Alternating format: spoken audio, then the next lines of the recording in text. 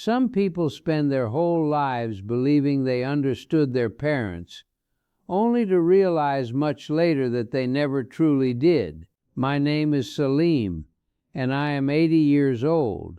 For most of my life I believed I understood my mother, but it was only after she was gone that I began to see the quiet things she had been carrying for all those years. When you are a child, the world inside your home feels permanent. You wake up each morning and everything is already in place. The kitchen smells familiar, the same voices move through the house, and someone is always there making sure the day begins the way it should. You rarely stop to think about how those things happen. My mother was the center of that world, though I did not see it that way when I was young. To me, she was simply the person who woke up before everyone else, who called my name from the kitchen when breakfast was ready, who reminded me to hurry before I was late for school. At the time, those things felt ordinary, almost invisible. I remember many mornings from those years. The house was small, and the winters were often cold. My mother would already be awake before the sun rose. I could hear the quiet sounds of dishes and the gentle movement of someone working in the kitchen, while the rest of the house still slept. When I walked into the kitchen, she would already have tea prepared and bread warming on the stove. She would greet me with the same calm voice every morning, asking if I slept well, asking if I remembered my school books. At that age, I rarely answered with much patience. Like most boys, I believed the world revolved around my own small frustrations. If the tea was too hot, I complained. If the bread was not the kind I wanted, I made a face. I thought these things mattered. My mother usually just smiled quietly and told me to eat before the food grew cold. Back then, I never wondered how long she had already been awake before I arrived at the table. I never asked whether she was tired or whether she had slept well herself. I simply assumed that mothers existed to take care of the morning. One memory comes to me often now.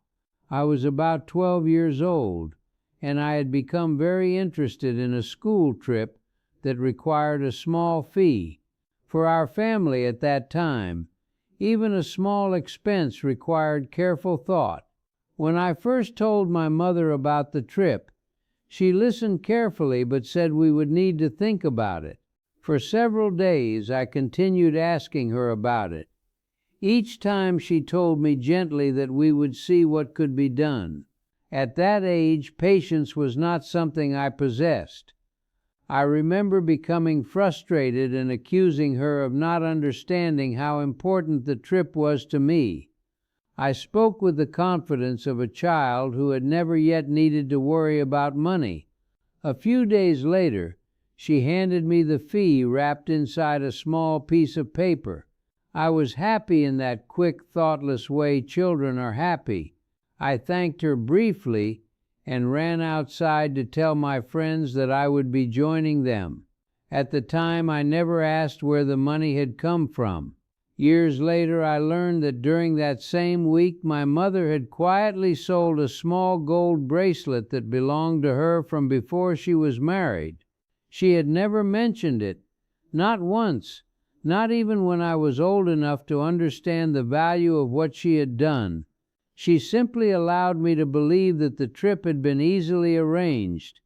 There were many moments like that in my childhood, moments that seemed small at the time, but now appear very different when I remember them.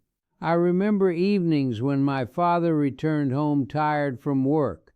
My mother would serve dinner and listen patiently while he spoke about the day.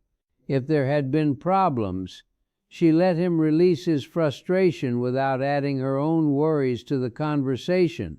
At the time, I thought she was simply quiet by nature. Only much later did I understand that she was protecting the peace inside the house. When I grew older and became a young man, I began to spend less time at home. Friends, work, and the excitement of independence slowly pulled my attention away from the small world where my mother still lived.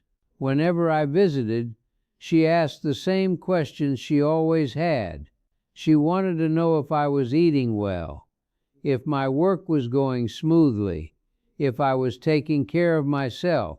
I answered her kindly, but often too quickly, because my mind was already moving toward the next responsibility waiting for me outside that house. It never occurred to me that the conversations we shared during those visits were the highlight of her week. Years continued to pass in that quiet way life often moves. I built my own family and began raising children of my own. My responsibilities grew heavier, and my understanding of the world slowly changed. Then one day my mother became ill.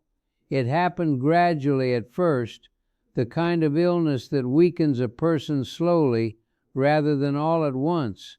I visited her more often during that time, but even then I still believed there would always be more time for conversation. The day she passed away arrived quietly. There were no dramatic final words, no long speeches about life or sacrifice. She simply closed her eyes, and the world that had once revolved around her steady presence became suddenly empty. In the months that followed, I found myself remembering the smallest details about her life: the way she folded laundry carefully, the way she waited near the window when she knew one of us was coming home late, the way she saved little things that might one day be useful. Those memories began to feel heavier the more I thought about them. One afternoon I visited my childhood home and opened an old wooden drawer in her bedroom. Inside I found several small envelopes containing bits of money she had quietly saved over many years. Each envelope had a small note written in her careful handwriting. One said it was for school needs. Another said it was for emergencies. Another simply said it was for the children. That was the moment I began to understand something I had missed during all those years. My mother had lived most of her life thinking about the needs of others before her own, not in a dramatic way that demanded recognition, but in quiet decisions made every single day. She did not speak about sacrifice, she simply lived it.